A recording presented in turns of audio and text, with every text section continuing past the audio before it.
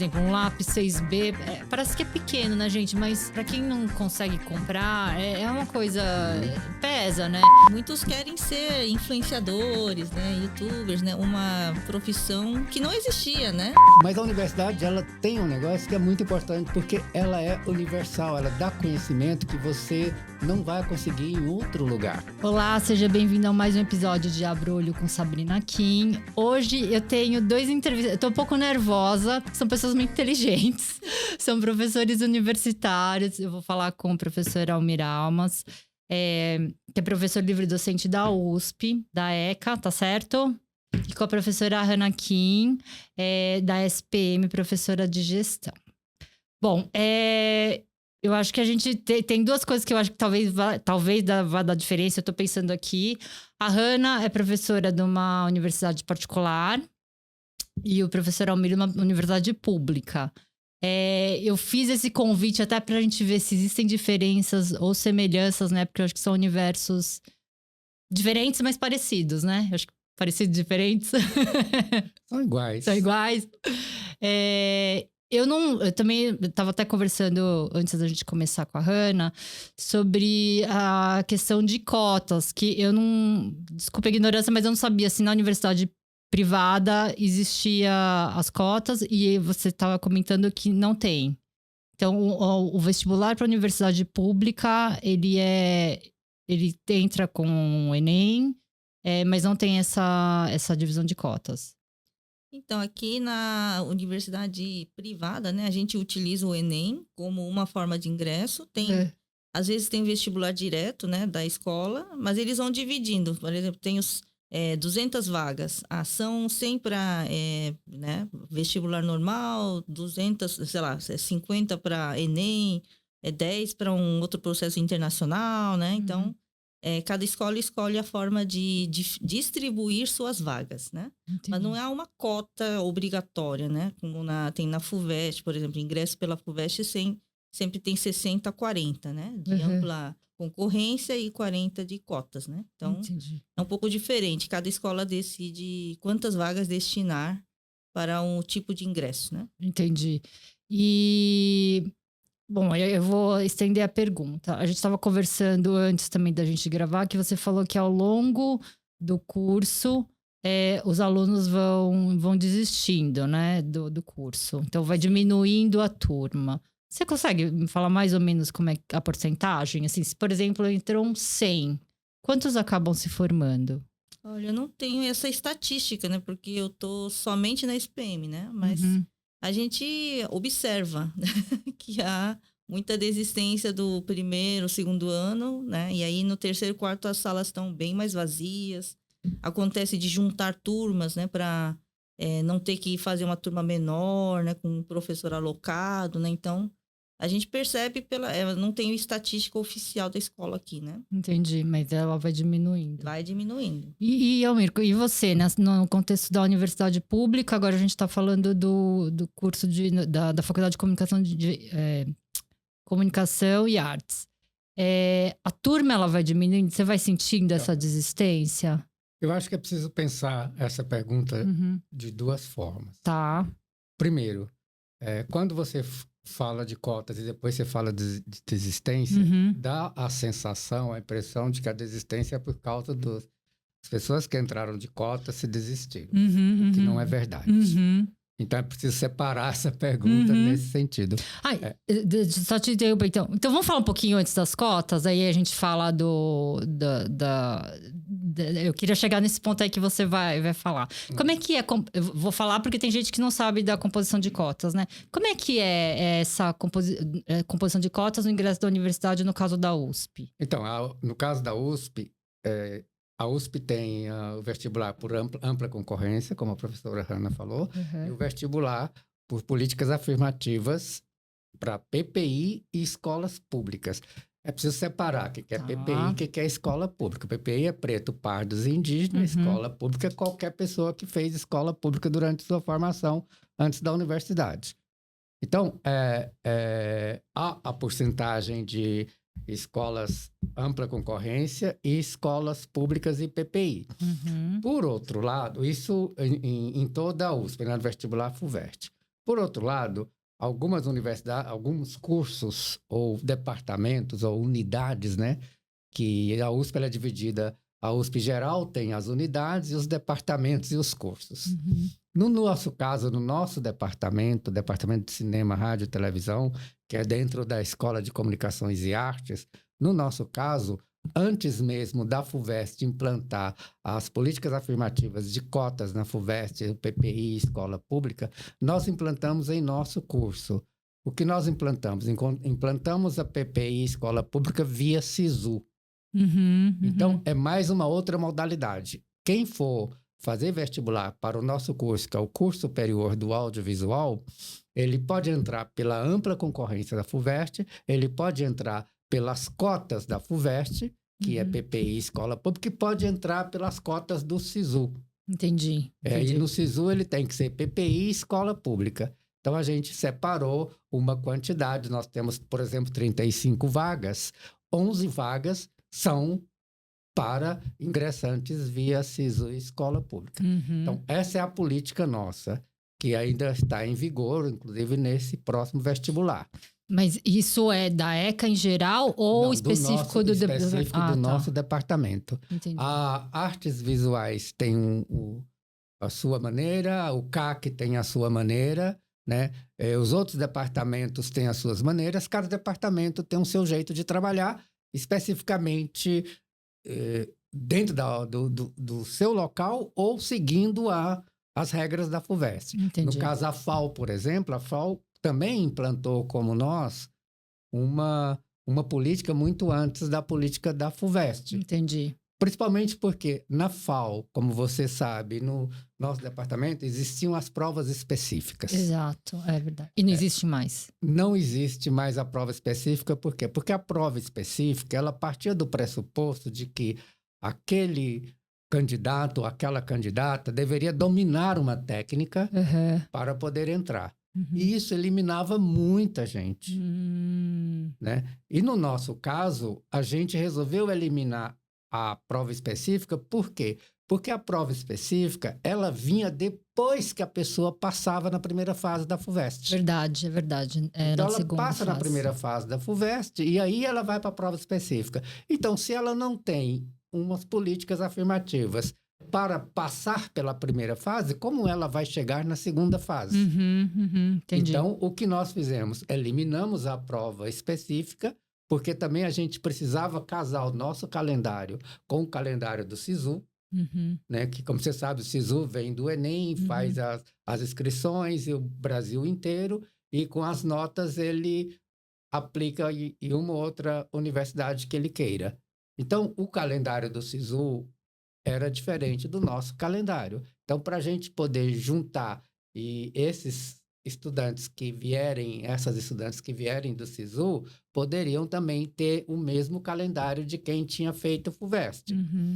E aí a gente resolveu tirar, que foi um debate intenso. Eu imagino, nossa, a prova imagino. específica. Então, nós tiramos a prova específica.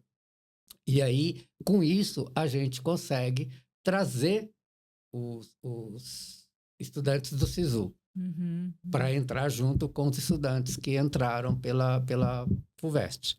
Então, essa é a política que nós temos no nosso departamento. Eliminando a prova específica e aceitando estudantes que se inscrevem pelo SISU.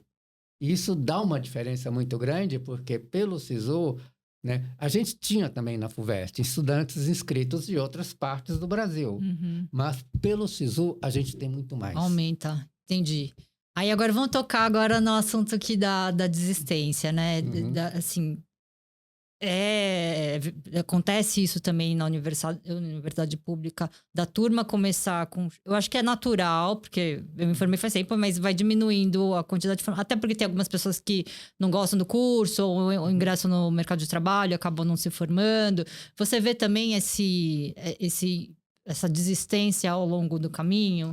Sim, ela existe, por isso que eu chamei a atenção, assim, nós não podemos associar a desistência com as políticas afirmativas e cotas, porque senão a gente está fazendo uma visão errada e penalizando as pessoas que estão entrando agora. Essa desistência sempre existiu dentro da universidade. Ela tem lá uma taxa, eu não vou lembrar agora, ontem mesmo eu estava na congregação da ECA e a gente até falou dessas taxas, me fugiu aqui agora o valor da taxa, a porcentagem da taxa de desistência. Mas essa desistência ela acontece tanto nas chamadas ciências exatas, biológicas, quanto nas ciências humanas. Né? Tem lá a sua porcentagem de desistência. E por incrível que pareça, o nosso curso, o curso superior do audiovisual, é um dos cursos com menor taxa de desistência. Né? Gente, muito difícil de entrar. É muito difícil. É muito difícil. Talvez por isso as pessoas querem finalizar. Mas muita gente desiste. Há essa desistência. A gente tem casos que não é de agora. Eu conheço amigos que são belos profissionais e não se formaram no mercado, profissional premiadíssimo e que desistiu do curso. Né? Não precisa citar as pessoas, mas tem grandes profissionais que desistiram do curso. Então, isso é uma coisa que já existia na universidade, a universidade sempre lidou com isso. O que existe atualmente, aí sim a gente tem que pensar, é que um curso como o nosso, por exemplo, ou outros cursos da universidade que são de dedicação exclusiva, você tem o dia inteiro, você tem um punhado de demandas, esse curso torna-se mais difícil para quem precisa trabalhar. Então, essa pessoa acaba ou atrasando muito o curso ou até desistindo para sair para trabalhar. Então, nesse sentido, o que a gente tem que pensar para quem está entrando agora no sistema de cotas precisamos pensar de políticas públicas da universidade de permanência. O que isso significa? Significa dar condições para que esses estudantes permaneçam na universidade. Isso é muito importante. E como poderia... Assim, eu não estou pedindo para você resolver o problema do Brasil, mas como isso poderia... A gente está falando brainstorming aqui, de como isso poderia ser feito. Eu até estou pensando agora, porque eu acredito, eu não sou professora, mas eu acho que a gente tem que ter a turma com diversidade, mas eu acredito que para o professor que pega uma turma com muitas diferenças e sociais, né? Vamos falar de sociais também, os repertórios são muito diferentes, né? Eu tô falando porque quando eu entrei na faculdade de arquitetura, eu vi alunos com repertório que, gente, eu nem sabia de onde vinham as coisas. Eu falei, gente, eu fui nas aulas, eu fui na escola, mas como é que a pessoa sabe sobre tal arquiteto, sobre tal pintor? E aí foi a primeira vez que eu falei, nossa, eu acho que eu vivi uma realidade que muitas pessoas não viveram. Meus pais eram imigrantes, então, assim, eu não sabia nem escrever o nome dos arquitetos, eu não sabia nem onde procurar, assim, sabe? Então, tem uma grande diferença, né? Mas isso é uma coisa que é super fácil de resolver. Ah, legal. Simplesmente dar informação. Isso é fácil. O que é mais difícil de resolver, e aí a gente tem tentado, e a universidade também tem tentado, hoje, inclusive, a gente tem uma pró-reitoria de inclusão e pertencimento, né? De pertencimento e inclusão, que não tinha, né? E que está justamente pensando nessas formas, e a USP também já pensa, por exemplo, você tem como políticas de permanência as bolsas, você tem alimentação no bandejão, você tem auxílio moradia, ou você tem o CRUSP, ou você tem o auxílio moradia. Então, isso tudo são políticas de permanência. Eu mesmo, a cada ano, eu elaboro projetos. Eu tenho projetos que já tem 3º, 4º, 5º ano seguido. E esse projeto eu apresento à Pró-Reitoria de Graduação e ela diz, você tem direito a 5, 6, 7 bolsas. Eu apresento 2, 3 projetos. Por exemplo, neste ano eu tenho 10 bolsas. O que significa? Significa que 10 alunos eu vou ajudar com um salário mensal e ele vai trabalhar 10 horas semanais no meu projeto. Ah, entendi. Ele trabalhando, essa pessoa, o aluno ou a aluna, trabalhando 10 horas semanais no meu projeto, com o projeto de pesquisa que eu desenvolvo, ele pode dedicar as outras horas a estudar e ele vai ter outras formas de auxílio de permanência, como ele pode estar morando, ou pode morar no USP, no CRUSP, ou pode receber um auxílio moradia e alugar uma outra casa, mas ele vai ter também a bolsa. Essa bolsa é um pagamento. Né? Eu sei que é um salário para continuar estudando. Mas é uma ajuda. E eu faço isso, eu faço questão de todo ano apresentar projetos que me demanda tempo para escrever, para organizar, para coordenar durante o ano esses projetos, né? E esses projetos eu divulgo, olha, este ano eu tenho 10 bolsas. E é uma forma de permanência. Entendi. Eu estava conversando com a professora Hanna antes da gente começar também, que assim, quando você vai prestar vestibular, você tem mais ou menos 17, 18, 19 anos. É cedo pra gente decidir que carreira, né, quer seguir, enfim. Uhum. E dependendo do curso, agora eu tô falando, pode ser que esteja falando besteira, mas dependendo do curso, a gente aprende coisas na universidade, é importante estudar, mas a gente acaba seguindo outra carreira. Isso assim, não tô falando de médico, de veterinário, porque você tem que ter, né, algum diploma. E aí eu conversei com a professora Hanna, ela falou que no primeiro ano existem muitas desistências. Eu perguntei para ela qual é o tipo de carreira, né, profissão que os jovens têm almejado, né?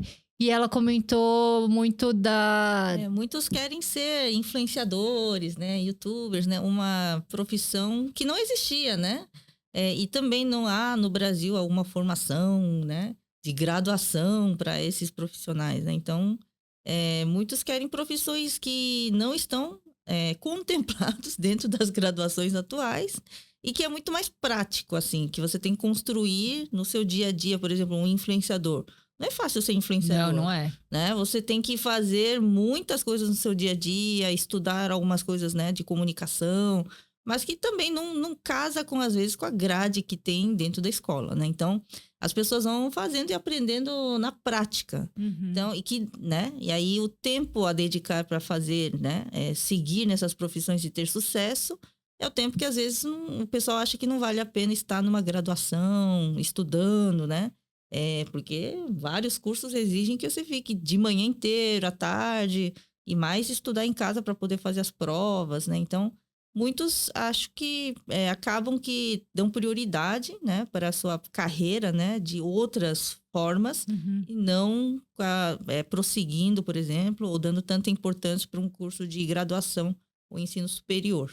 Mas você acha que eu, por exemplo, quando a gente pensa de influencer, gente, é muito trabalho, né? Primeiro você tem que ter disciplina, organização, e eu consigo ver que tem muito a ver com os cursos. Você precisa saber um pouco de marketing, você precisa saber de audiovisual, você precisa saber não só da parte técnica, mas o storytelling. Para você saber o storytelling, você tem que ter lido bastante, né? Assim, estamos falando de influencers com conteúdos sérios, né? Mesmo os de dancinha, gente, eu respeito até os de dancinha, porque você tem que ter coordenação, né? Pra estar lá dentro do quadro, eu acho difícil. Você acha que também não tô pedindo pra você resolver nada, mas eu acho que existe essa defasagem da universidade para trazer esse conteúdo, ou junto com isso também tem a questão geracional? Não sei, pode ser que eu esteja falando de cabeça já de pessoa já mais velha. Mas eu acho que talvez tenha... Será que tem essa defasagem da academia? Ou também tem essa falta de paciência da geração mais nova que a gente não tá conseguindo saber lidar? O que vocês acham? Agora a pergunta é pros dois aí, eu tô pensando aqui. Eu acho que tem os dois, né? Por exemplo, as escolas, elas tentam, né, no ritmo delas, se adequar, né? Sempre alterando, modernizando o seu currículo, né? A grade curricular, revista, né? Todas as escolas fazem essa busca de modernizar sua grade curricular, trazer assuntos que realmente atendam à necessidade do aluno, né? Tanto na parte conceitual quanto na parte prática, né? De serem bons profissionais ao saírem da escola, né? Então, essa revisão é feita, acho que todas as escolas fazem essa revisão. Mas tem também uma pressa, a gente percebe essa pressa de fazer carreira, né? Não somente nos jovens que estão ingressando na escola, mas os jovens que já estão no mercado, né? Estagiários ou jovens profissionais, né? Vou dar um exemplo assim, na nossa época, assim, né? Anos 2000. Você fala assim, vou fazer uma carreira dentro da empresa, né? Aí eu espero lá, né? 3 anos para virar um supervisor, não sei quantos anos para virar, né, um gerente. Hoje em dia, esse período para você ver o resultado, refletir, né, na sua carreira, não é tão longa, né, de anos de espera, né? São meses, né? O pessoal quer resultado. Tô ficando ansiosa. O resultado tem que vir muito rápido, senão eles se frustram, não se motivam, né, para próximos meses. Então é um negócio assim que é um desafio muito grande até para RHs das empresas, né, de que lidam com muitos jovens, né, como tratar com essa ansiedade dos jovens, né, que estão construindo sua carreira e tem né, a gente diria paciência bem menor do que as gerações passadas de esperar para construir uma carreira, né? Eu fico toda vez pensando se é falta de paciência ou se essa geração é mais inteligente. Já te falar, não quero isso, então vou partir para outro. O que você acha, amigo? O que você acha? Eu não acho que é por aí. Eu acho que é o seguinte, né? Quando você tem 17, 18, 16, 17, 18 anos, você tem muita certeza. Eu também tinha. Uhum. Eu, com 17 anos, sabia o que eu queria fazer da universidade. Uhum. E eu morava numa pequena cidadezinha de 5 mil habitantes no interior de Minas, mas eu já sabia que eu queria sair dali e entrar na universidade e ser psicólogo. Eu tinha certeza disso. Olha! É uma certeza, porque eu tinha lido, eu lia Freud, eu lia Marcuse, e eu achava que eu queria ser isso mesmo. Uhum. E eu tenho certeza. Tinha. Mas todo mundo tem. Uhum. Todo mundo, quando tem 16, 17 anos, tem certeza. Mesmo que ela fique assim, estou em dúvida se eu vou fazer isso e aquilo, mas você tem uma certeza que te dá esse elan de você entrar numa universidade e tal. Quando você entra, aí você fala, pô, que legal, você é isso. Só que lá na frente você pode mudar, não tem problema nenhum, né? E eu mudei também. Eu mudei depois que eu saí da universidade. Mas aí tem uma outra coisa na universidade, o que eu acho importante, eu acho que aí é a questão quando você fala assim, eu abandonei a universidade, né? E aí eu vou fazer qualquer outra coisa. Acho que é o Cortella, que tem uma frase que é muito legal, que chegou no filho, o filho falou, vou largar a universidade porque o Bill Gates, não sei o que. É sempre o Bill Gates, o Steve Jobs. Ele fala assim, bom, ele largou Harvard. Então, se você entrar e largar Harvard, tudo bem, mas... então, é esse o negócio. Mas a universidade, ela tem um negócio que é muito importante. Eu tinha muita consciência disso, e por isso eu fiquei na universidade até o final e fiz questão de ter a minha graduação, porque ela é universal, ela dá conhecimento que você não vai conseguir em outro lugar. Uhum. E esse conhecimento, ele vai te servir mesmo se você quiser ser um youtuber influencer. Uhum. Você precisa ter um conhecimento universal, precisa ter um conhecimento de como o humano chegou até aqui. Uhum. Você precisa conhecer coisas, você precisa... E também você precisa ter relações. A universidade te dá um momento na sua vida de relações pessoais que vão para a sua vida inteira. E isso é importante. Então, essa pressa, ela é normal, eu vejo. Tudo bem. Não vejo que a geração hoje está fazendo isso e a outra geração não fez. Não, cada geração tem a sua maneira de lidar com isso. Mas a certeza dos 17, 16, 17, 18 anos, toda geração tem. A certeza de que é aquilo, a sua vida é aquilo, você vai fazer aquilo, né? E depois você pode mudar, certezas, né? Até hoje eu tenho certezas que eu mudo. Hoje eu tenho 64 anos. Eu acho que todo mundo, né? Mas o que eu queria chamar a atenção é que qualquer tipo de profissão dessas novas profissões que surgem a cada nova evolução da tecnologia ou do ser humano, elas dependem de uma formação, de um conhecimento que você adquire durante a sua vida e que você adquire passando por esses processos, né? Você hoje vai trabalhar com inteligência artificial, que é o grande lance hoje. O chat de GPT está fazendo todo mundo fazer. Então, mas para você lidar com aquilo, você tem que ter um mínimo de conhecimento do que aquilo é. E esse conhecimento você adquire estudando. Você não adquire esse conhecimento do nada, né? Você adquire estudando, ou adquire na sua comunidade, conversando com os mais velhos, recebendo uma tradição oral, no caso de quem tem uma comunidade com tradição oral e tal. Mas você adquire conhecimento. Então, eu acho que é isso, assim. Eu acho que esse momento de você aprender, ele é super importante para qualquer outra coisa que você venha fazer. As profissões que vão surgir, ou que surgiram, ou que acabaram, não faz muito sentido. O que faz sentido é o que você vai fazer agora, com o que você tem, com o que você adquiriu, com o que você acumulou. E aí, eu tô pensando, você que tá nessa área, eu acho que o audiovisual se a gente for considerar os youtubers, os influencers, eu penso que seria a profissão da vez, né? E os seus formandos hoje, porque antes, eu nem sei se esse é o sonho de alguém que faz audiovisual, era fazer o seu longa, fazer o filme, esse era o sonho. O sonho continua igual? Dessa geração nova? Então, quer fazer um longa? Continua. Que legal. Continua, infelizmente, continua. Infelizmente, Almir, por quê? Porque não é só longa, né? Não é só o longa. Mas porque existe um glamour. Né? Existe um glamour. Que glamour. Não, ele não é verdadeiro, né? Eu acho. Assim, existe um glamour. Né? A gente chama assim, no meu tempo, quando eu comecei a trabalhar na área, nos anos 80, a gente tinha uma separação muito grande. Quem era cineasta, que fazia filme de película, e quem era videomaker ou videoartista que mexia com vídeo. Não sabia. Existia uma diferença grande porque o vídeo era considerado o mais pobre. Era o primo pobre. Então, quem era cineasta, que fazia película, tinha um grau acima de quem fazia vídeo. E quem fazia curta e quem fazia longa também tinha uma diferença. Mas tudo é audiovisual. Isso. Então, eu me considero cineasta, embora eu tenha começado fazendo vídeo. Né? Mas eu tenho o meu DRT de cineasta.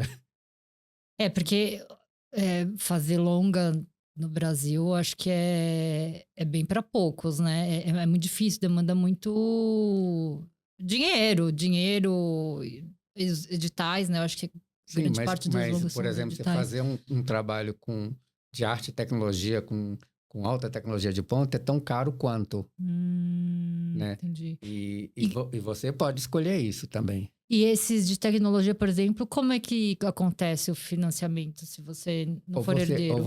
Se você não for herdeiro. Se você não for herdeiro. Eu acho essa. Assim, tem que ter o estudo do cinema de herdeiros. Porque é outro, quando a gente vai ver... Eu acho que tem várias situações que eu acho que em qualquer área, né? Que a gente fala, nossa, para essa pessoa... Não estou desmerecendo o trabalho das pessoas herdeiras, eu vou falar das pessoas herdeiras. Mas às vezes a gente pensa, nossa, como é que a pessoa conseguiu o financiamento? Porque até a gente vê o produto, né? No audiovisual. A gente vê um produto, um filme, um curta, uma instalação, enfim. Mas a gente não vê o trabalho por trás disso, né? Eu acho que essa mágica do influencer também tem isso. A gente vê o produto, no caso do TikTok, Reels, Instagram, são 15 segundos. Mas para fazer esses 15 segundos... Nossa, é relação, né? Tem os bastidores dessa produção, né? Enfim. E aí eu queria também falar um pouquinho dessa questão, já que falamos do financiamento, quando a gente fala de financiamento e entra nos editais, existe uma banca, né? Me corrija se eu estiver errado, tá, Almir? Porque você está falando coisa errada. Como é que é feito? Você acha que os critérios para escolha de projetos, ela passa por, como é que fala? Vieses. Você acha que existe alguns vieses que beneficiam um certo tipo de trabalho em relação a outro? Eu não sei se eu fui clara na minha pergunta. Não, foi. Porque assim, eu já estive dos dois lados da situação. Eu estive em bancas que julgaram e eu estive do lado de quem apresenta projetos. Os dois lados não são legais. Entendi. São difíceis. Você está tanto em um quanto em outro, né? Agora, Sim, e se a gente for... Eu tenho um orientando de doutorado que aliás, já defendeu, não é mais meu orientando, mas já é um doutor, né, o Renato Cândido de Lima, que fez um doutorado sobre isso, sobre as políticas públicas para o audiovisual. Pensando nas leis de incentivo ao cinema e como essas leis atuaram no sentido de aumentar a produção cinematográfica. Como você sabe, na época do Collor, o cinema no Brasil acabou. Uhum. Depois ele, com as políticas de incentivo à cultura, a gente retomou a produção. Mas mesmo retomando essa produção, até recentemente, havia aí um viés em relação, por exemplo, a realizadores negros e negras. Uhum. Né? Tanto que foi preciso, pós-governo Dilma, no governo Dilma, né? Eu não posso, porque pós é golpe, não me interessa. Mas antes, até governo Dilma, de ter editais exclusivos para políticas afirmativas. Tá. Para poder equalizar um pouco... Dar mais oportunidade. Dar mais oportunidade a PPIs, por exemplo, que não tinha. Porque mesmo tendo o edital antigamente que retoma o cinema retomado, as produções aumentam. Em 2016, a Ancine publicou uma pesquisa em que se vê a quantidade de pessoas nas cabeças como diretores, roteiristas... eu acho que eu vi essa pesquisa. Né? Quantos são homens? Uhum. Quantos são mulheres? Quantos são homens negros? Quantos são mulheres negras? Uhum. Aí você vê, realmente, onde é que estão os negros? Uhum. A clássica frase do Sartre, onde estão os negros? Uhum. Não tinha. Ou tinha raríssimas pessoas ali. Então, isso eu vejo isso como um viés. Né?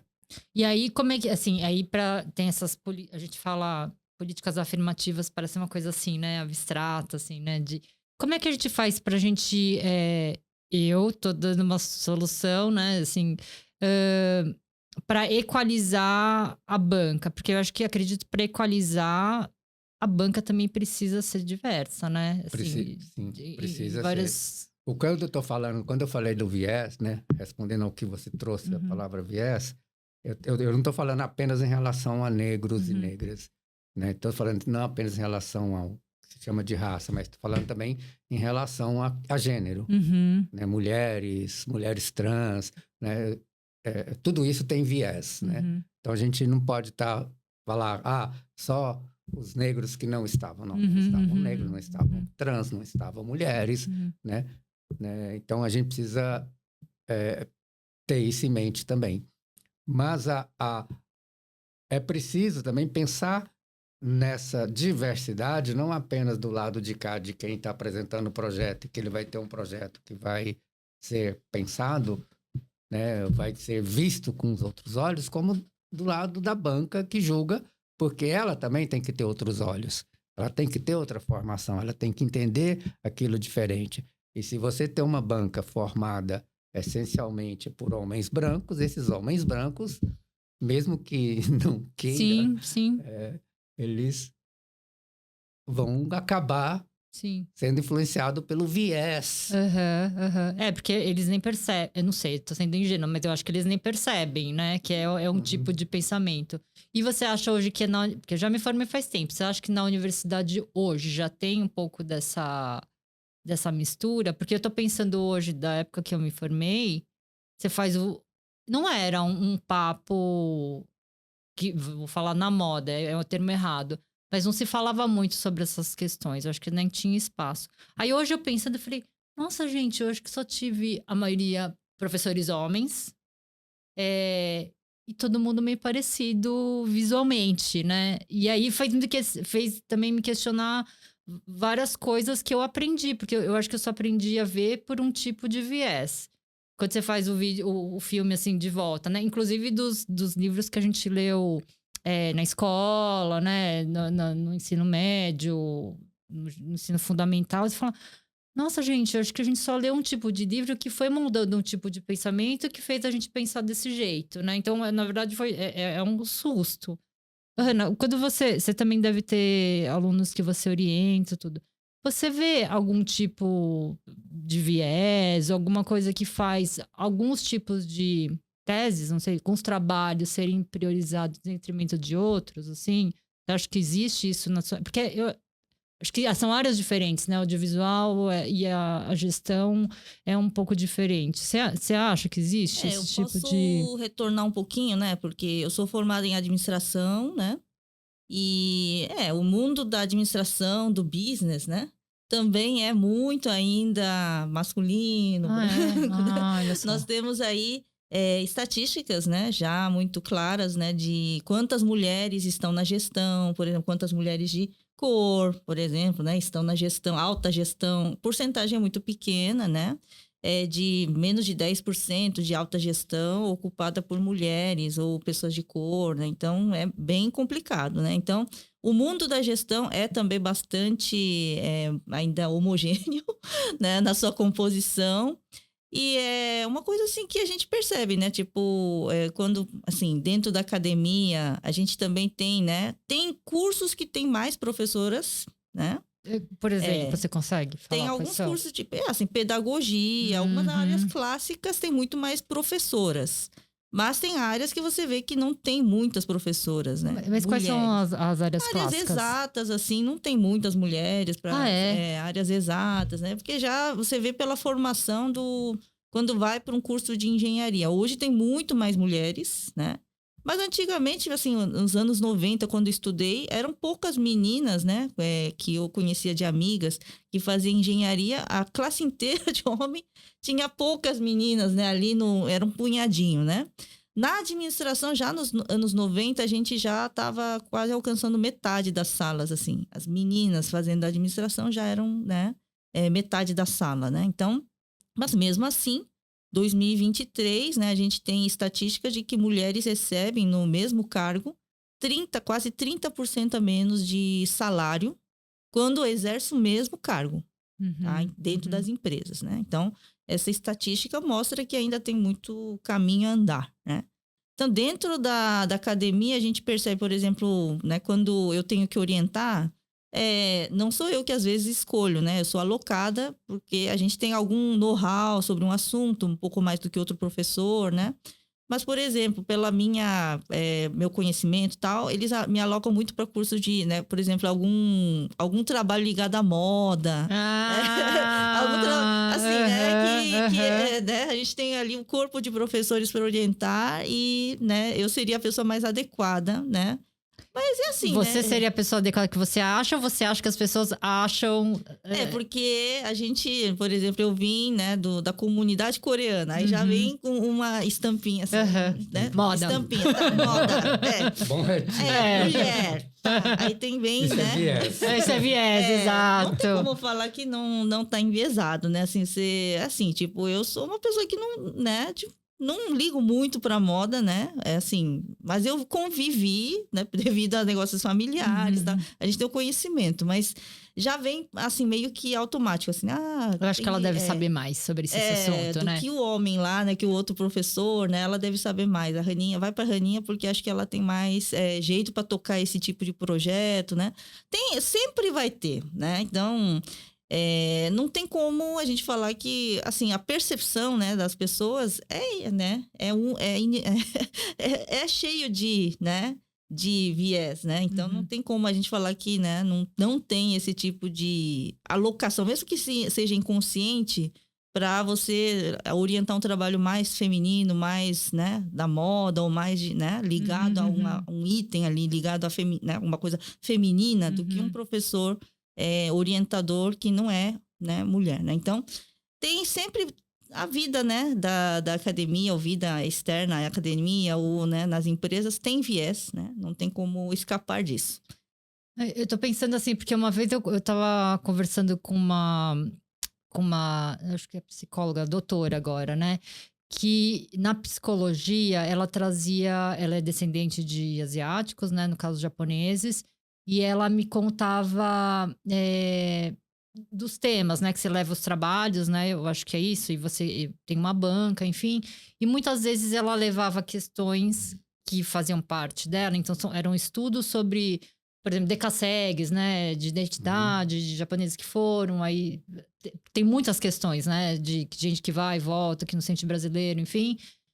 E ela levava isso como tese, e ela falou que não, assim, era muito difícil passar, porque o professor, o orientador, falava assim, você vai falar disso? Por que você vai falar disso?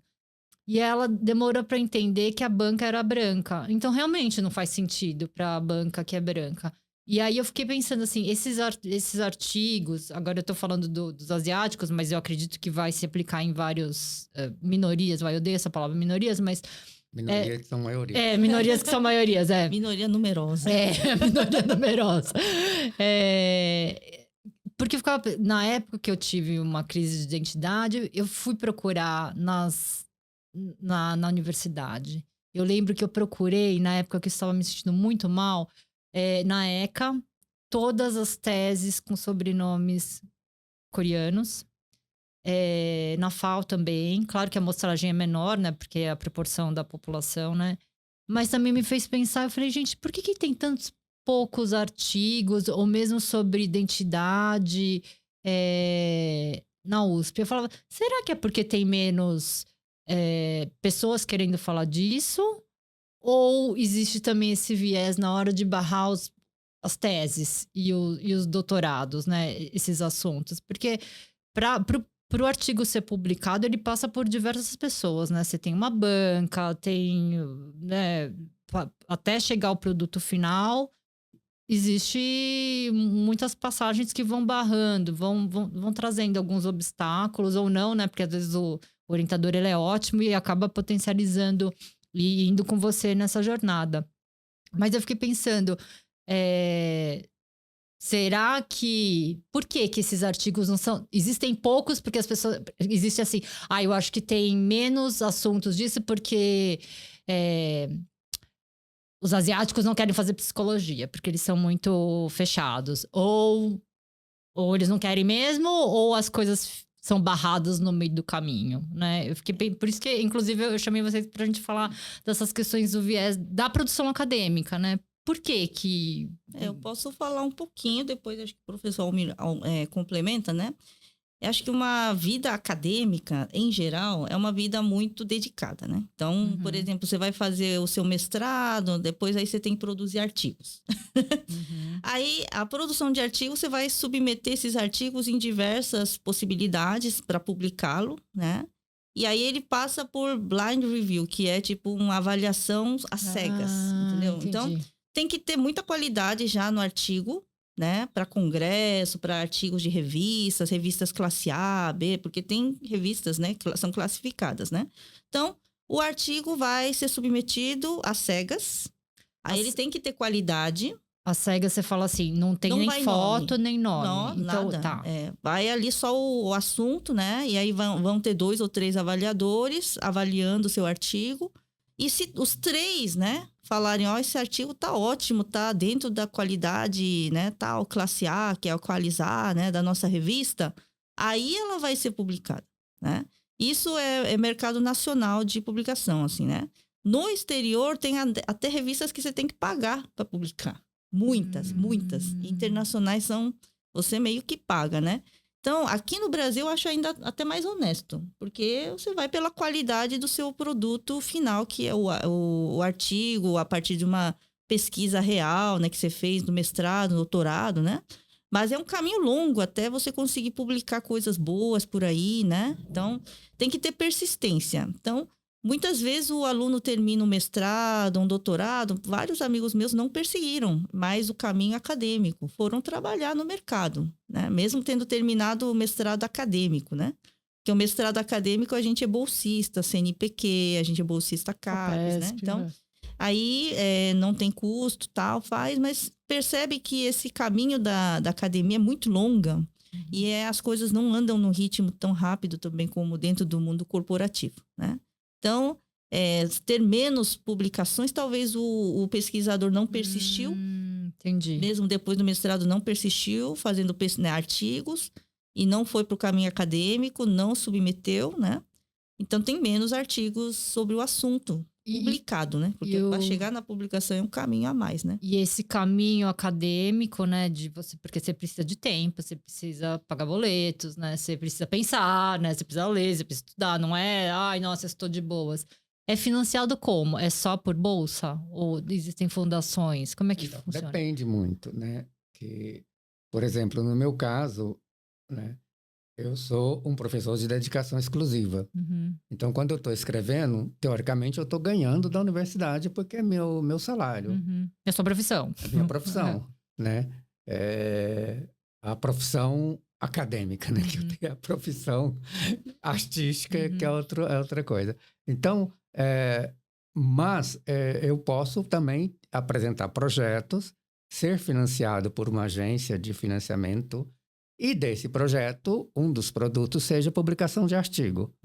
Aí eu vou publicar um artigo, sendo que isso já foi pago pelo projeto. E muitas vezes o projeto eu mesmo não recebo, mas eu recebo dinheiro para comprar equipamento, para pagar bolsistas. Tipo esses projetos que eu falei das bolsas de permanência, eu não recebo nada, eu só trabalho. E quem recebe são os alunos, porque é importante que os alunos recebam para permanência. Mas dali dá para sair artigos, né? Então, mas eu concordo com a professora Hanna. Esse mundo acadêmico, muitas vezes, as pessoas falam, além de dar aula, você faz o quê? Entendi. E não percebe isso como uma profissão que demanda muito. Porque é difícil, né? A gente tem uma obrigação, né? Digo obrigação porque está lá, se você não produz, e não vai para o Sucupira, não vai para avaliação, o seu curso perde a avaliação. Então, você é avaliado pelo que você produz. E tem uma quantidade mínima de coisas que você tem que fazer por ano. Então, isso... E para você publicar, né, você vai ter esse blind review, mas você também tem o peer review, que são as... É blind, mas você é avaliado pelos pares, as pessoas que são seus pares, que entendem o que você está dizendo, né? Entendi. Eu mesmo faço esse papel de avaliar artigos para publicações. Como eu sou avaliado, eu também avalio, né? Você está avaliando nas cegas, mas eu acho que também aí tem a questão do viés, porque muitas das vezes, mesmo sendo às cegas, quem está avaliando pode falar, não me interessa, como isso que você falou, não me interessa falar de DKC, ou não me interessa falar das, como que se diz, as harmonies, né?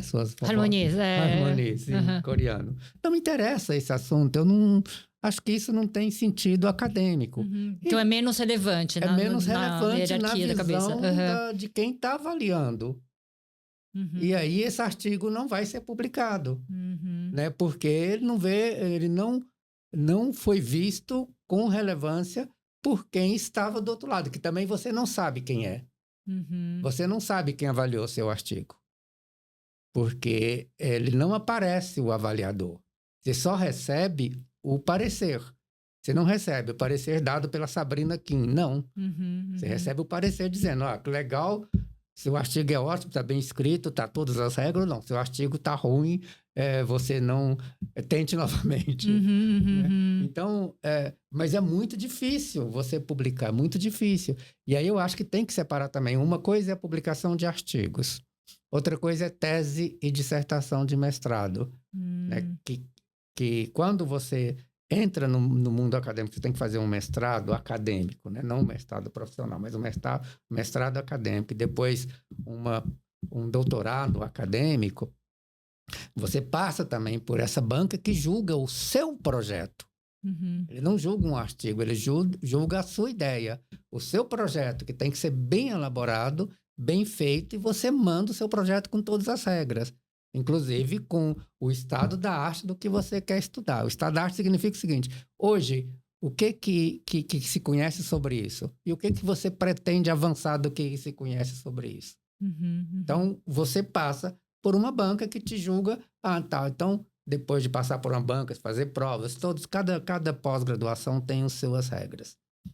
Aí você fala assim, tá, então você vai ser aceito. Tá, vai ser aceito. Quem vai te orientar? A professora Hannah te orienta. Ela vai te orientar. Daí que você entra para estudar. E depois disso é que você vai produzir a sua dissertação ou a sua tese.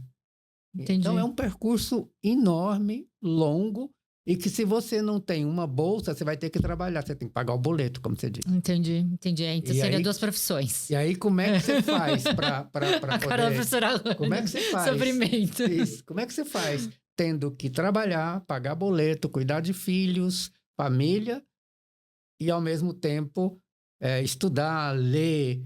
Tem que ser herdeiro, Almir.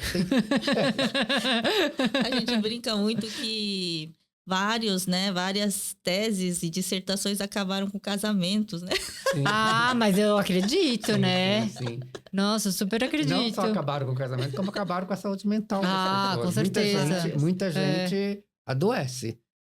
Muita gente adoece. E isso é sério. Adoece mesmo. Porque a pressão é tão grande que você adoece. Entendi. Então, não é fichinha esse lugar. Porque eu acho que as pessoas acham que estudar é fácil, né? Assim, é simples, né? Não é tão simples, né? Não, é complexo. Aí a vida de professor também, muita gente, assim, nos avalia pela nossa sala de aula só, né? Mas gastamos em torno de 3 vezes mais de tempo. Por exemplo, para ter a sala de aula, você tem o preparo da sala de aula, né? Que é um tempo bem grande. Pesquisa, se atualizar, né? Atualizar o slide, o material de divulgação, de fazer a aula em si, de 1h30, né? Por exemplo, né? Aí né? Ainda tem preparo de exercícios, preparo de provas. Aí depois da sala de aula, você tem toda a correção do exercício, avaliando o aluno, o andamento do aluno, acompanhando, né? E eu diria que a sala de aula é né? Você tem aí 3 tempos, né? Adicionais aí para a vida do professor, né? Ele tem que se organizar muito bem, senão não tem tempo para fazer tudo isso. A gente está sempre corrigindo prova em qualquer lugar que senta, né? Já vi, com calhamaço. Isso que você falou tem muito a ver com o que foi levantado agora há pouco, que é né, qual a diferença que você colocou? Chega mais um pouquinho mais perto. A primeira coisa que você tinha perguntado é qual a diferença entre as universidades públicas e privadas. Né? No caso das universidades privadas, é mais complexo porque o professor é contratado por hora. É? Então, muitas vezes ele é contratado por hora. Ele não é como eu, que eu sou contratado com dedicação exclusiva. Eu poderia ter sido contratado sem ser dedicação exclusiva. Eu tenho uma quantidade X de horas, 20 horas, 15 horas semanais de trabalho. Não, eu tenho uma dedicação exclusiva, significa que eu teoricamente, sou pago para fazer o tripé da universidade, pesquisa, ensino e extensão. Nas universidades privadas, você não tem essa dedicação exclusiva. E algumas, né? Algumas pessoas, alguns professores acabam sendo contratados. Eu não sei como é o seu caso, mas... E não pensa nisso que a professora Hannah está dizendo. Quanto tempo que ele tem para preparar, que tempo que ele tem para corrigir as provas, que tempo que ele tem para avaliar, que tempo que ele tem para orientar. Né? Ele não está só na sala de aula. Sim. Né? Toda vez que eu vou dar uma aula, né? Eu chego na aula, eu tenho uma apresentação pronta. Não apareceu do nada, né? Ela tá ali, quando eu fiz, onde eu fiz, o que eu estudei para fazer aquilo. Entendi.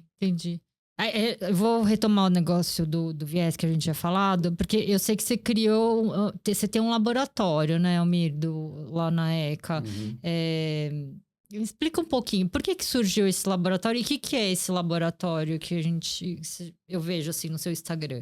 Eu tenho um laboratório que é associado a grupo de pesquisa. Eu tenho 2 grupos de pesquisas. Um chama Lab Arte Mídia, Laboratório de Arte, Mídia e Tecnologias Digitais, e o outro chama OBTED-USP, que é Observatório Brasileiro de Televisão Digital e Convergência Tecnológica. Tá. Né? Esse laboratório, né, ele existe formalmente, como a gente precisa registrar no grupos de pesquisa do CNPq, ele é certificado pelo CNPq, por isso ele existe enquanto grupo oficial, ele é certificado pela unidade, a ECA e a USP, por isso ele existe oficialmente, ele está lá, você entra no Carlos Chagas do CNPq, meu grupo está lá, meus 2 grupos estão lá. Então, eles são certificados, os grupos existem formalmente enquanto grupo de pesquisas dentro da academia. Ele existe formalmente desde 2016, mas ele foi muito formado em cima das experiências que eu desenvolvo desde antes de entrar na USP. Né? Como eu disse, eu sou vim como videoartista, né? Fui conhecido como videoartista, trabalhei no mercado durante muitos anos. Eu entrei na USP em 2002. Mercado, você fala na iniciativa privada. Mercado mesmo de audiovisual, cinema, vídeo, televisão, né? Eu entrei como docente na USP em 2002, mas eu trabalho desde os anos 80 na área, né? Então, tenho toda uma formação que me permitiu depois fazer mestrado, doutorado, né? Depois de 13 anos da graduação, que eu voltei para a academia para fazer mestrado e doutorado. E durante esses 13 anos, eu estava no mercado trabalhando. Então, eu tenho um trabalho de arte e tecnologia já consolidado desde esse período, porque eu gosto de experimentar isso, eu gosto de ir atrás dessas pesquisas, eu gosto de fazer essas experimentações. E eu estudo arte e tecnologia, estudo televisão, suas áreas tecnológicas. Tanto que a minha tese de doutorado, ela é quase uma tese de engenharia. Entendi. Né? Mas esses laboratórios são projetos que os alunos trazem? Como é que... Sim, e aí dentro do laboratório, juntando o laboratório, eu juntei com os meus orientandos e as pessoas que me procuravam a partir do que a gente fazia. E eu considero o nosso laboratório hoje como um quilombo. Porque em volta do laboratório eu consegui juntar, não eu consegui, mas as pessoas se juntaram e vieram para o laboratório. São pessoas que têm temas que são super interessantes. Eu tenho uma grande parte dos membros do laboratório são negros e negras. Alguns temas são relacionados a negras e negros. Eu tenho orientais, né, dentro. Eu tenho pesquisa trabalhando tanto com arte, com tecnologia, com cinema, quanto com questões sociais. Né? Nós temos trabalho em televisão super social, como o Museu da Memória Oral, que é da minha pós-doc, de uma aluna pós-doc, a Deis, que trabalha, a Deis Fernanda, que trabalha com o conceito de uma ferramenta social. Eu tenho o Daniel Lima, que é um artista negro que trabalha com as questões políticas, sociais, do racismo, da abordagem policial, muito forte. Tem o Renato Cândido, que eu acabei de dizer, que teve a sua tese sobre políticas afirmativas. Então, nós temos esse grupo que traz a arte e tecnologia, traz os conceitos, mas expande isso para dentro do social e começa a criar esse grupo meio como um quilombo. Entendi. E aí, além disso, a gente tem várias pessoas trabalhando. Eles trazem os temas, desenvolvem, apresentam e a gente trabalha junto. Todo mundo do Lab acaba entrando nos projetos dos outros. E tem projetos que nós desenvolvemos juntos, como, por exemplo, hoje nós estamos trabalhando com realidade virtual, que é uma coisa de ponta dentro da universidade. Né? Um dos primeiros trabalhos que nós fizemos de realidade virtual, não foi o primeiro, que nós trabalhamos com os meninos de graduação, as meninas de graduação também. A gente trabalhou em cima de um momento político da cidade de São Paulo, que foi aquele momento do apagamento dos grafites. Então, o projeto chama Beco 360, que é o beco do Batman sendo apagado e refeito ao mesmo tempo. Né? E foi feito em 360. Você precisa botar os óculos para poder assistir e vivenciar essa experiência. Também usando tecnologia de ponta que tinha dentro do laboratório. Né? Então, esses trabalhos, todos eles, além deles possibilitar o uso de tecnologia e também essas tecnologias que são também muito caras, como se diz, fazer um filme é caro, um longa, mas fazer isso também é caro. Muitas vezes, negros e indígenas não eram permitidos a estar nesse lugar. Eram permitidos, entre aspas, né? Porque é caro, porque gastava muito. Então, a gente está com um laboratório em que essas pessoas podem experimentar, isso é muito importante. A gente acabou de ter um projeto feito da Liara Oliveira, que é uma doutora que acabou de se formar no doutorado, negra, com um filme em 360 sobre diásporas africanas de mulheres.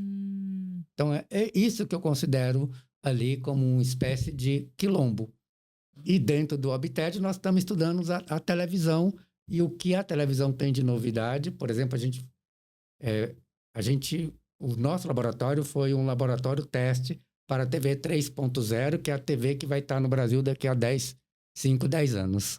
E a gente participou dessa pesquisa, como eu participei da pesquisa da TV digital no comecinho dos anos 2000. Então, sem querer ou querendo, foi um jeito... Me corrija se eu estiver errada. Foi um jeito de você conseguir trazer esses outros temas que talvez passassem despercebidos dentro da academia, né? Sim, eu tenho um aluno que o tema é prostituição masculina.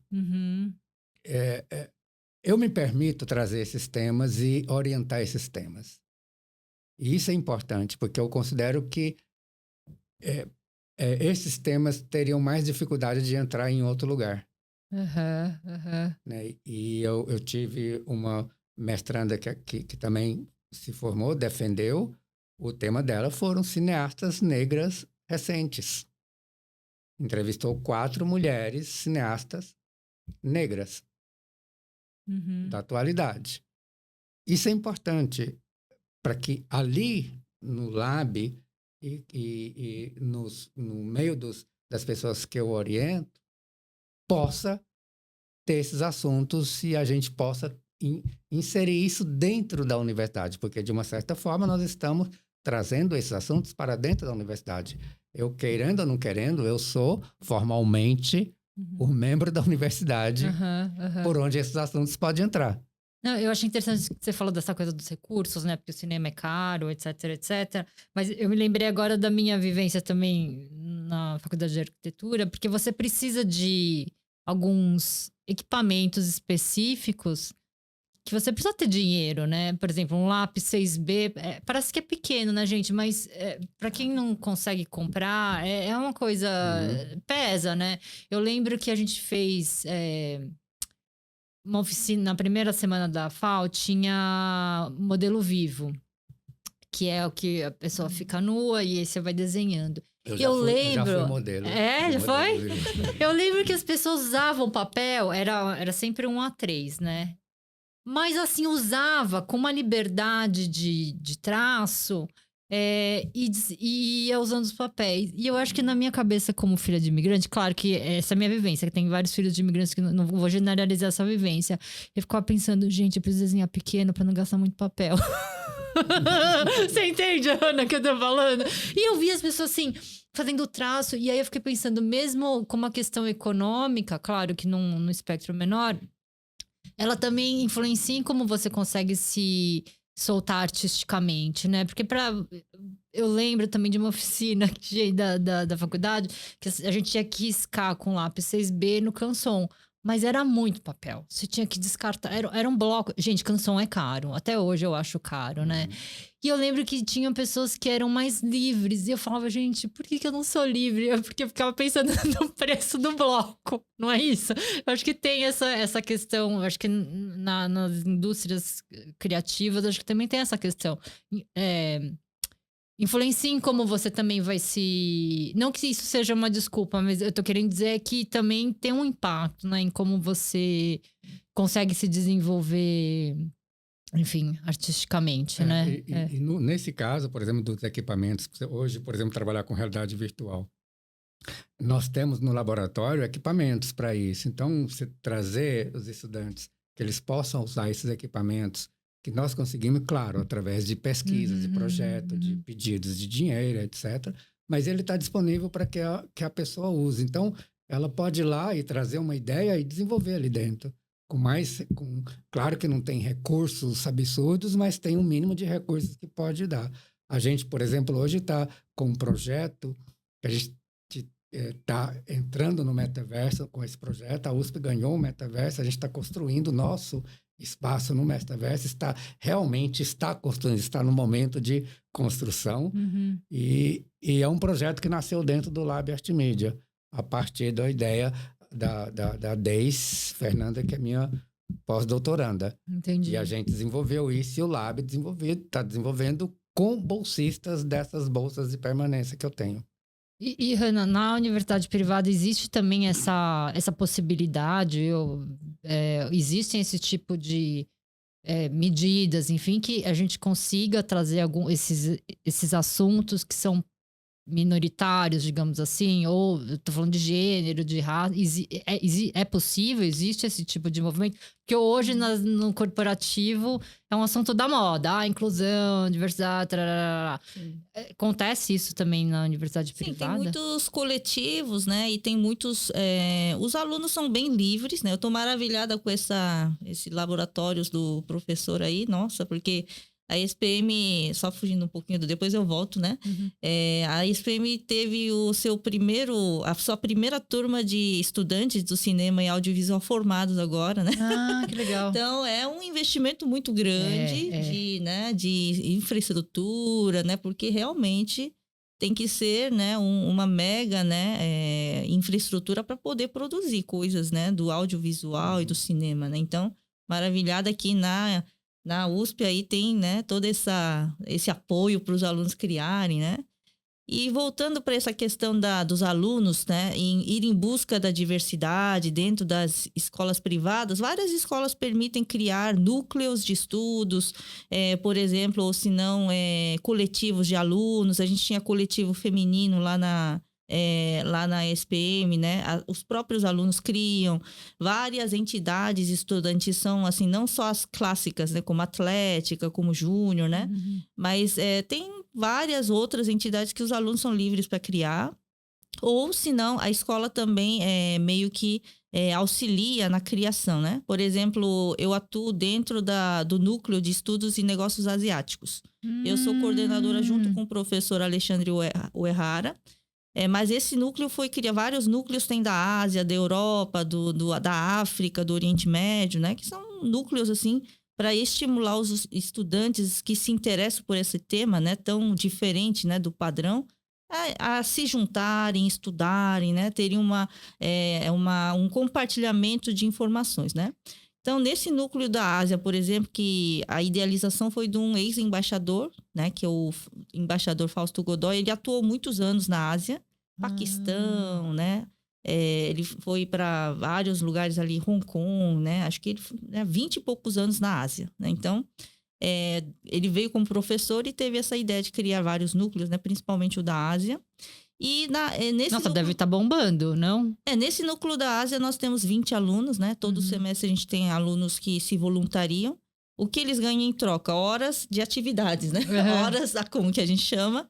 Mas eles são muito engajados para pesquisar sobre a temática da Ásia, montar podcasts apresentando países da Ásia, conhecer realmente órgãos, né, por exemplo, a gente foi para, né, algumas empresas coreanas, fomos já para a Jetro, que é um órgão, né, que intermedia Japão com o Brasil, né?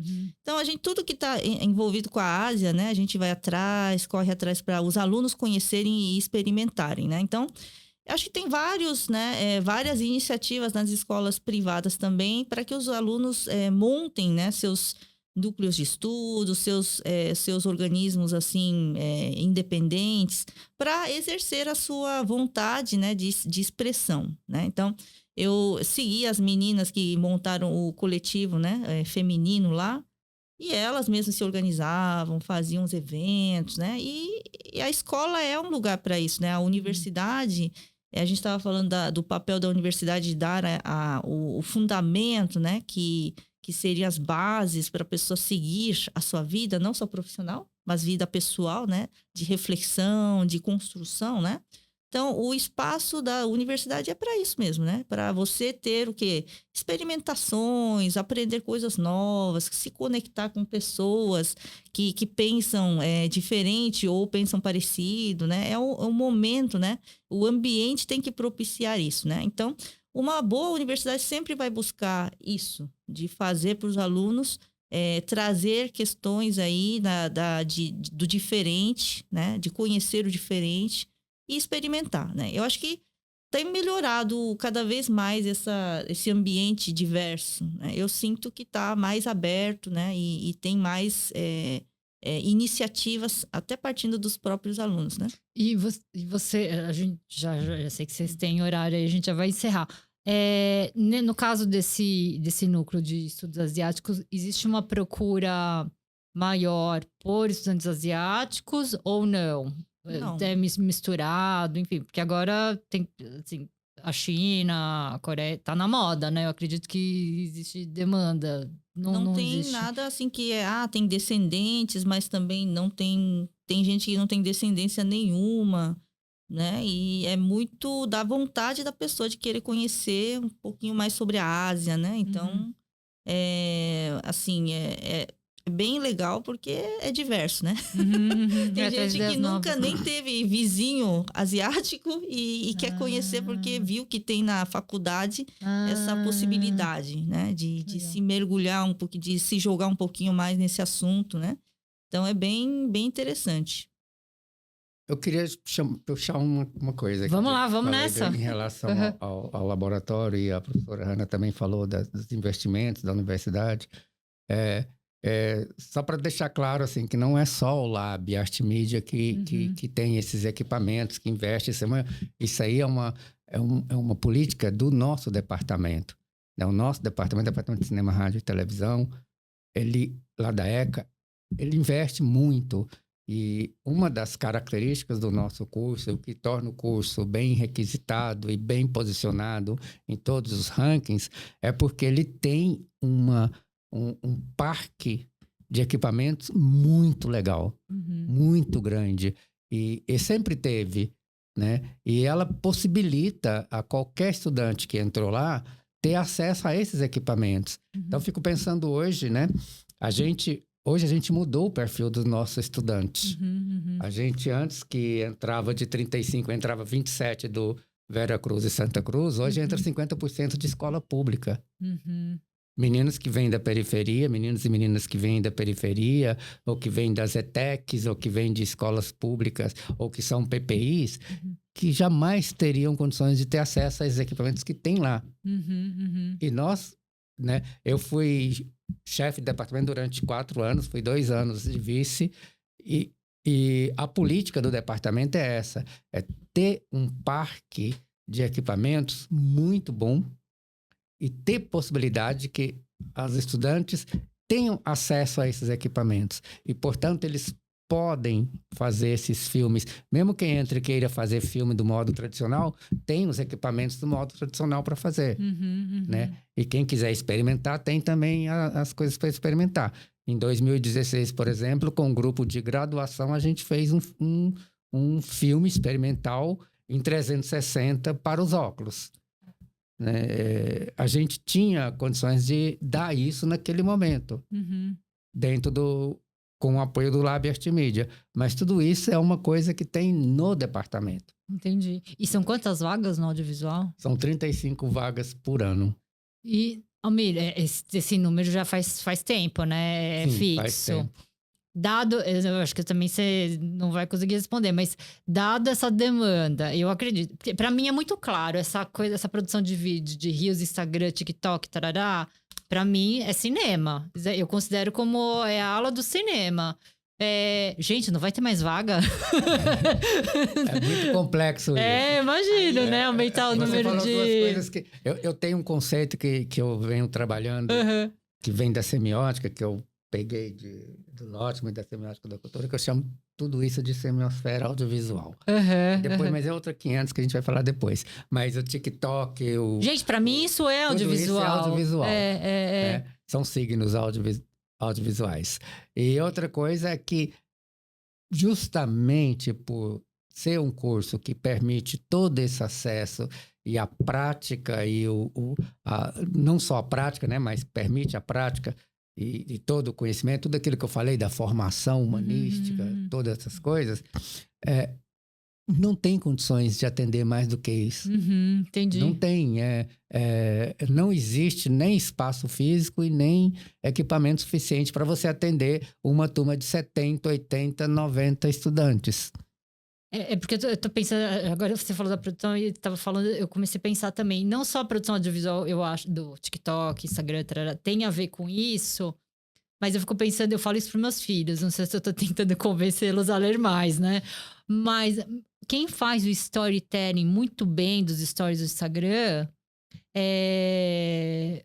você pode ter nascido com talento, claro, mas, gente, é leitura, né? Eu falo, porque para você permanecer num story atrás do outro, você tem que criar curiosidade. Eu faço sempre uma relação com o livro das 1001 Noites para os meus filhos, né?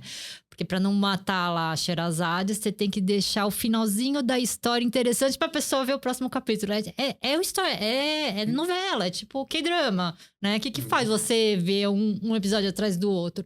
É como a história é contada, e isso é estudo, né, gente? Isso é estudo. Então, o legal do nosso curso é que ele possibilita isso também.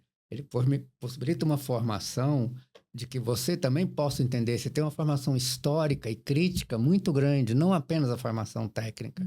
A formação técnica ela é importante e, por isso, o departamento investe nesses equipamentos, mas nós temos professores que são sumidades também dentro dessa área de história, de crítica, de estética, porque tudo isso faz parte. Você é formado nisso, né? Então, aí a importância de você receber isso. Eu fiz até eu fiz K-drama e fiz assim pra professora Hannah, mas eu nem sei se a professora Hannah eu fiz uma coisa. Você podia ter feito pra mim. Eu tô pensando, agora que eu fiquei pensando assim. Eu fiz assim, achando que ela vê K-drama. Porque ela é descendente coreano. Mas é que nem quando me perguntam de. Como é que fala? De K-pop. Olham pra mim e eu, assim, zero de K-pop. Eu fiz assim esse movimento, até vou me desculpar no que eu falei. Eu nem sei se você... Você feito pra mim, porque eu gosto de K-pop, gosto de K-drama. Eu não sei nada de K-pop, mas o K-drama... Aí eu fiz assim pra professora Hannah, mas eu nem sei se você assiste. Eu também tenho uma relação muito grande com o Oriente, né? Eu tenho uma relação... Explica por quê, Almir. Porque acho que um monte de gente não sabe. Por que você manja de Ásia? A Ásia, sim. Né? Eu joguei Ásia. Por interesse mesmo. Eu comecei... Você morou fora também, eu morei não morou? No Japão. Você morou no Japão. Eu morei no Japão. Trabalhei numa TV japonesa. Eu ganhei uma bolsa do governo japonês para fazer um trabalho dentro de uma TV japonesa. Eu ganhei bolsa da Fundação Japão. Fui fazer... Quando eu estava no meu mestrado, o tema do meu mestrado chama Video Haiku. Haiku é a poesia japonesa curtinha. Não sabia. E eu estudei o haiku. Eu publiquei livros de haiku. Que legal. Então, o meu interesse vem primeiro da poesia, porque eu quis fui começar a ler poesia japonesa e do cinema. Eu via muito filmes japoneses, eu sempre gostei da cultura. E aí eu quis aprender a língua por causa da cultura. Porque aprendendo a língua eu tinha um acesso mais direto à cultura. Minha mãe fala que na língua está a cultura, né? Na língua está a cultura. Então eu comecei a estudar japonês porque eu gostava de cinema japonês, gostava de poesia japonesa. E eu fiz o Shodo. Não sei se você sabe o que é o Shodo. Não sei o que é. O Shodo é aquela escrita com pincel japonês, com os ideogramas. Eu fiz curso de Shodo. Tem isso também, né? Sim, Coreano. Como que é o nome? Soye? Soye? É a arte da escrita. A arte da escrita. O do do Shodo de japonês é o dom de arte, de dom, sim, né? Do caminho. Sim, sim. Talvez seja o mesmo... Do taekwondo. Que legal! Judô. É a disciplina, né? O do é o dom, é o caminho, é a arte. Né? Que legal. Caminho mesmo. É caminho, é traduzido literalmente como caminho, que é o ideograma do do. Então eu fiz curso de Shodo nos anos 80 aqui em São Paulo. E eu estudo desde essa época, desde os anos 80. Quando eu vim para cá, eu entrei eu entrei num curso e depois eu fui desenvolvendo. E nos anos 90 eu fui para o Japão. Entendi. Porque eu tinha um interesse muito grande e aí eu ganhei essas bolsas. Porque eu fiz prova, eu fui atrás. Entendi. Né? E aí eu fui e morei lá. E no mestrado, quando eu estava terminando o mestrado, eu fui para lá estudar justamente a poesia japonesa. O haikai ou o haiku, que fala das duas maneiras aqui no Brasil. Entendi. E eu comecei a fazer essa poesia em audiovisual, usando vídeo. A USP, ela tem, né, alguns acordos com universidades japonesas? Ela tem acordos com universidades japonesas. E a SPM, ela tem alianças, não sei se fala convênios que fala? Como é que fala? Na verdade, seriam para fazer intercâmbios, assim. Eu acho que com a Ásia ainda tá meio começando, né? Como ela assim, Hanna? A gente precisa... Eu sei que não é fácil, não depende só de a você. gente tem pelo NENA e pelo RI um projeto que começou ano passado, que é de levar alunos nossos, né? E da América Latina a fazer um projeto sociais com o Japão. É o projeto CID do Goron, né? Uma ONG lá, que um professor universitário também construiu. Professores universitários são muito ativos, né? Fazendo mil coisas aqui. É bem legal, aí os alunos foram para lá ajudar algumas cidades, né, pequenas do Japão a venderem seus negócios para exportação agora, porque eles estão muito fechados ainda no seu círculo de produção, né? Então, por exemplo, saquê japonês, numa cidade bem pequena lá, como vender isso no mercado América Latina, né? Então, os alunos estão fazendo esse tipo de intercâmbio. Né? Tem alguns intercâmbios com a Ásia, sim, né? Então... E tem, vocês sabem dizer se tem com a Coreia, com a Coreia China? tem uma universidade, acho que eu sei que tem uma universidade só ainda. Com a China também já teve projetos de diversos cursos fazendo esse tipo de conexão, né? Com organizações, assim, que tem algum projeto, né? E com a universidade, né? Então, tem esforço, sim, para a Ásia. A gente está até planejando de fazer uma excursão, já fizeram para Índia, né? Vietnã. Assim, o pessoal tem tentado fazer conexões, né? Legal. A gente tem conexão lá com a Ásia, porque inclusive a gente tem um convênio que foi assinado pela Paula, que foi quem trouxe a Paula Kinsey.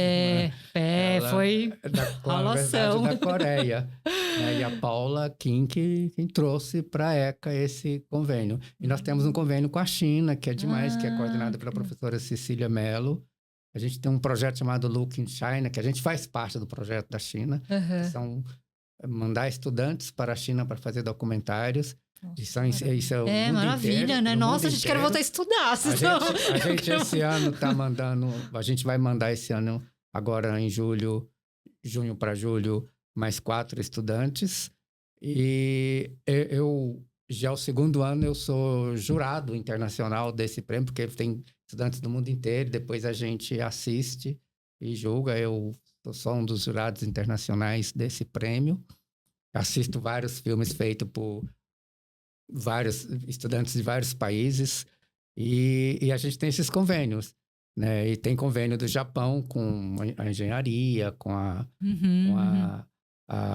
FEFELESH e vários outros lugares. Infelizmente, eu não tenho um convênio com o Japão, né? Mas tem várias outras unidades que têm convênio com o Japão. Mas o que eu estava colocando a coisa, fechando a questão do interesse do Japão, né? É que esse interesse, né? Aí depois eu casei com uma japonesa, com uma filha de japonês, né? Filha de japonês, 2ª geração, Nisei. Eu tenho uma filha, né, de 3ª geração, que é misturada, mas neta de japoneses, né, que os avós vieram do Japão. E eu acho que tem esse interesse, e isso a universidade, hoje, ela possibilita muito que você traga esses intercâmbios e possa desenvolver essa relação, né, internacional dentro com as culturas. Porque, para mim, tudo é uma maneira de ver a cultura. Se você está próximo e você estuda a língua, você está com intercâmbio, manda estudantes, traz estudantes, você consegue fazer essa troca cultural com muito mais possibilidades. E eu acho que também você permite realmente é porque é um choque, né? Você ir para um outro lugar, independente se seja o Ocidente ou o Oriente, essas trocas elas te tiram de um lugar de conforto, né? E eu acho que você consegue melhor se colocar no lugar do outro, né? Você começa a fazer esse exercício de se colocar no lugar do outro, que é muito difícil, né? É muito difícil. Mas eu acho que tudo isso é importante quando você tem uma coisa que é transdisciplinar, né? O multidisciplinar, né? Você pode ter um convênio que foi assinado pela engenharia, mas trabalhar com o pessoal de comunicação, com o pessoal da letras, com outras coisas. Tanto que esse projeto que eu tenho, e é importante colocar isso aqui, do Transcender, o projeto do Transcender, ele é multidisciplinar. A gente foi para psicologia porque a gente precisava estudar os rituais de despedida. É um projeto que trabalha em cima dos rituais de despedida, porque ele nasceu justamente tentando atender uma demanda da Covid, na época da Covid, que ninguém podia se despedir de seus entes queridos. Então, mas para entender isso, a gente procurou a psicologia. E nós temos professores da psicologia com seus grupos de pesquisa atuando com a gente no Transcender. Nós temos professores da engenharia atuando com a gente porque a gente precisava entender a tecnologia. Nós temos professores de direitos atuando com a gente porque a gente precisava entender as questões jurídicas envolvidas nisso. Então, o projeto sendo multidisciplinar, né, você consegue ter muito mais troca. Fica muito mais rico, muito mais rico. E esses intercâmbios internacionais, eles são ricos porque eles podem e têm todas as características de intercâmbios multi e transdisciplinar. Entendi. Gente, nossa, então, minha cabeça tá explodindo, assim. Ou seja, a conclusão aqui do podcast, gente, estudem. É muito legal, não é? Estudem. É muito legal, gente. Precisa fazer universidade. Quero voltar a estudar. Eu vou agradecer a presença da professora Hanna, a presença do professor Almir. Muito obrigada pelo tempo e Nossa, eu não imaginava que a gente fosse falar de tanta coisa muito interessante. Muito legal. Muito obrigada pelo tempo e pelas colocações. Agradeço a você, Sabrina, pelo convite. Foi muito bom. Eu te acompanho nas redes. Acho você... As coisas que você publica são muito, muito importantes. Obrigada. Né? É um desabafo, acho que é uma coisa... terapia coletiva. Sim, mas tem uma consistência de uma discussão que me agrada. E eu gosto muito. Então, para mim, é um prazer. Para mim é um privilégio estar conversando com gente inteligente. E agradeço a professora Hanna ter conhecido agora. E agradeço ao seu público que está nos ouvindo. E a nossa técnica aqui também está trabalhando. Muito obrigado, gente. Muito obrigado também. Foi um prazer conhecer, né, o professor aqui. Olha, uma vez conectado, não se desconecta. Com certeza, né? hein? Sim, estaremos juntos mais vezes. Eu acho que, né, talvez eu faça convites para conhecer, né, nosso núcleo, né, falar um pouquinho. Mas vamos trocar aí. Foi um prazer estar aqui com vocês e essa questão né, que a Sabrina trata é sempre muito importante, realmente, como o professor Almir falou, né? E tem que ter vozes, né? E vozes com audiovisual, vozes falando, vozes, né? Quanto mais tiver, melhor, é verdade, né? Tem que ter vozes e é muito legal, né, esse seu canal. Muito, muito bom fazer parte aqui com uma fala pequena. O elogio de vocês para mim conta muito. Obrigada.